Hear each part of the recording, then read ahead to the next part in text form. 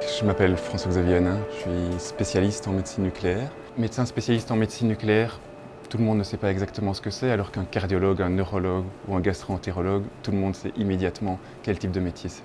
C'est un métier qui est peut-être un peu moins connu, mais qui pour moi est vraiment passionnant parce qu'il s'intéresse à des patients qui ont le cancer.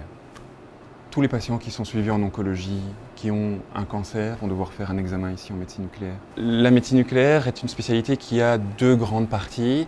La partie la plus importante, effectivement, c'est la partie diagnostic. Et il y a une plus petite partie, qui est tout aussi importante, mais qui s'occupe de thérapie.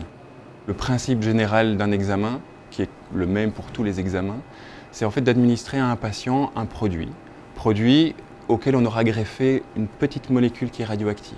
Pourquoi? Simplement parce que le signal que va envoyer ce petit produit pourra nous permettre de le suivre en dehors du patient. Une caméra, comme celle que j'ai derrière moi, va pouvoir enregistrer ce signal et suivre la manière dont cette molécule se distribue à travers le corps du patient. Toutes les procédures que nous faisons en médecine nucléaire dépendent de l'utilisation de radioisotopes. Un radioisotope, c'est quoi? C'est simplement un atome qui est un petit peu instable.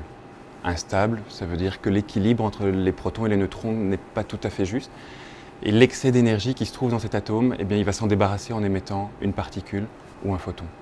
Et grâce à cette propriété de cet isotope, on va pouvoir l'utiliser pour récupérer le signal qu'il va émettre, pour pouvoir suivre une molécule qu'on a administrée au patient. Le médecin va voir en fait la manière dont le produit se distribue à l'intérieur du patient. Donc si on a injecté un produit pour le squelette, il va voir se dessiner uniquement le squelette. Si on injecte un produit pour le foie, il va voir se dessiner uniquement le foie. Et ainsi de suite en fonction de l'examen qu'on a choisi.